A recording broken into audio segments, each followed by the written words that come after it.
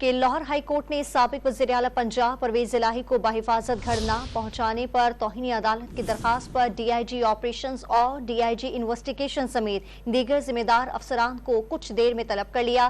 مزید تفصیلات جانتے ہیں ڈان نیوز کے نمائندے رانا بلال سے۔ رانا بلال، کیا پیش رفت تک سامنے آئی ہے، اپڈیٹ کیجیے گا۔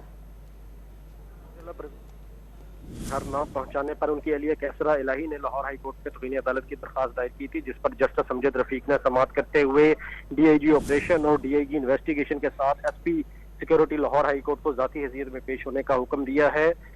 جو کیسرا الہی کے وکیل ہیں طاہر نصر اللہ وڑائچ، ان کی جانب سے عدالت کو بتایا گیا کہ عدالتی حکم عدولی کی گئی اور پرویز الہی کو بحفاظت گھر نہیں پہنچایا گیا۔ تقریباً 300 نقاب پوش بندوں نے جو ہے وہ پرویز الہی کو کینال روڈ سے اپنی حراست میں لیا اور نامعلوم مقام پر منتقل کر دیا ہے۔ اس لیے پرویز الہی کو بحفاظت گھر نہ پہنچانے پر ڈی آئی جی انویسٹیگیشن اور ڈی آئی جی آپریشن کے خلاف توہین عدالت کی کارروائی عمل میں لائی جائے۔ جسٹس امجد رفیق نے دوران سماعت یہ ریمارکس دیے کہ کیا جو روٹ تھا اسے زیرو نہیں کیا گیا تھا، جس پر وکیل نے بتایا کہ بالکل روٹ کو زیرو نہیں کیا گیا تھا اور ٹریفک جو ہے وہ جاری و ساری تھی اور عدالتی حکم عدولی ہوئی ہے، اس لیے افسران کے خلاف توہین عدالت کی کارروائی عمل میں لائی جائے۔